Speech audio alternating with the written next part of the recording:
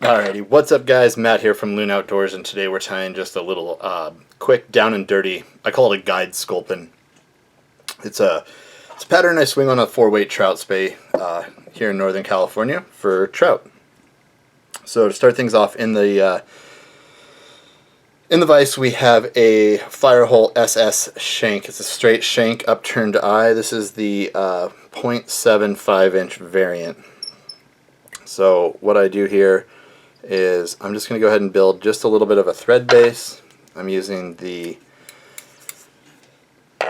thread base, just is going to hold everything in. We're using the larger ergo bobbin. I do like that for my trout tying on bigger stuff like trout and space style stuff.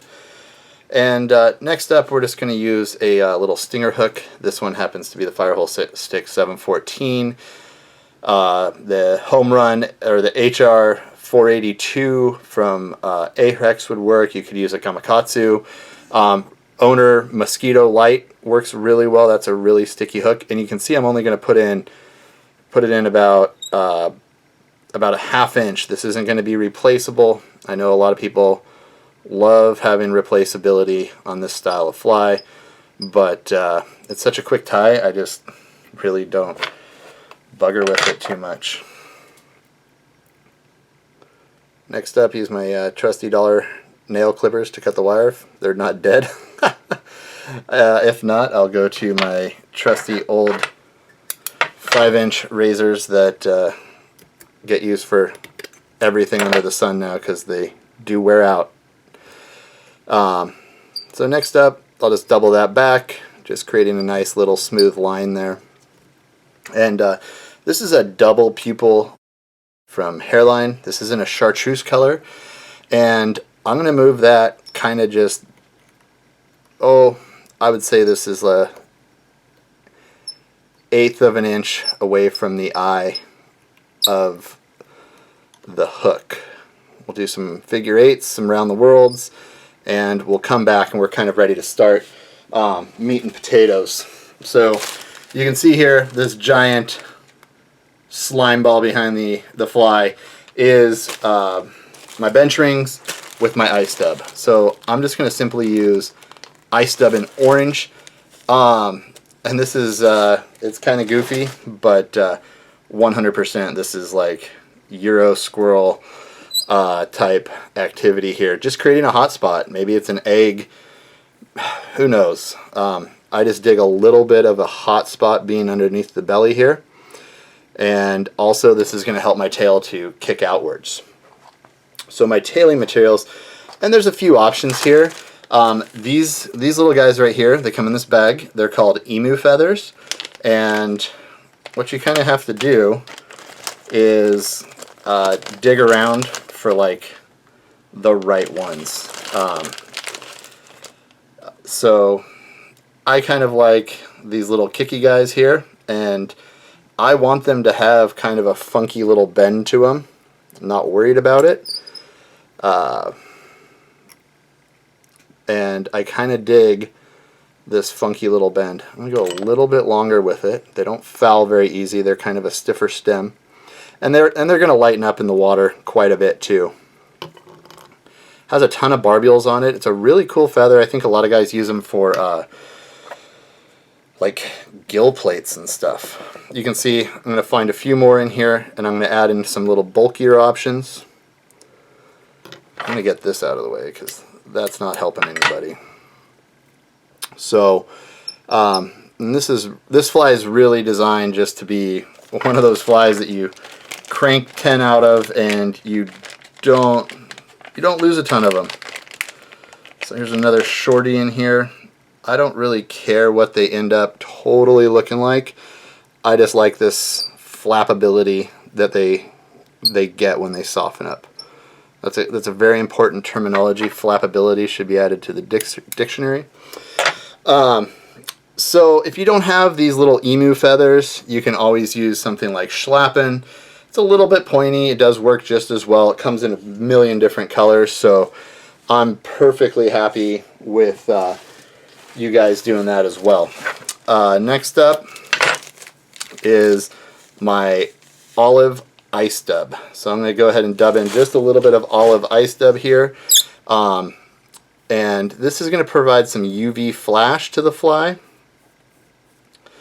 and also help to kind of continue through this body segmentation. You can see I'm kind of working over itself. I'm using a white thread. It's going to kind of hide and not be super duper prevalent. So next up, I'm going to create the head of the fly, and this is Senyo's laser hair in a black olive. You can use dark olive, anywhere in the olives, browns, blacks, whatever you want to do. And a lot of times, I buy the 4-inch. I personally dig the 4-inch laser hair. The reason being is, as you can see, once I take it out, I can then stack it, and then I can trim it to the length that I kind of want here. So I'm going to wrap this like you would a deer hair right here, and just create this little bit of a flow between the tail and everything and the front of the fly. And then I'm going to take these shorter, more stubby fibers, pull them down out of my way, and kind of just create this great little collar segment here. So next up, this is some grizzly chickaboo, and all of the feathers that you never use on those feathered game changers come in extremely handy here. This is a barred olive color. I love this color for sculpins and all sorts of stuff. So you can see all I've done is prep the little feather, and I'm going to make some really over-exaggerated fin segments out of this. And I want them, if this makes sense, I want them to cup upwards, because when a sculpin chills out, his fins cup upwards. So when we come inside and hit that slack water and these feathers relax, are they going to look more natural? To me, yeah. And if I'm swinging this for 4 hours in the evening, it's going to make a world of difference to in my head. So you can see, I'm going to go ahead and pull that in, and we'll just set it down. So right now you're looking at this guy, and you've got these cool little feathers going every which way, all sorts of stuff. So when I said this is a guide fly, I kind of meant it. Like, it's a really, I'm slowing down and I still feel like I'm probably going pretty quick. So I'm going to take a hardy bunch of this Senyo's laser hair here in the 4-inch again, and I'm just going to kind of continuously half it down. I'm going to come in between here, and I've taken this down to about a 1-inch segment. And all I'm going to do there now is, to finish this fly off, is I split it back into two. I'm going to pinch top and bottom, and I'm going to treat this a lot like I would deer hair.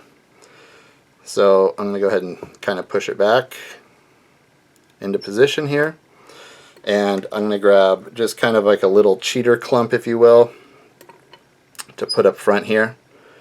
And again, I just kind of, when I want to finish it, I just pull it back. I don't mind that there's not much underneath.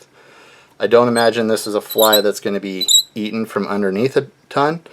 And if it is, it's going to be a silhouette, and a little bit of a wiggly spot on the front of your fly is going to be the last thing that matters. So from here, what we want to do is we really want to make this material flare out kind of the best that it can.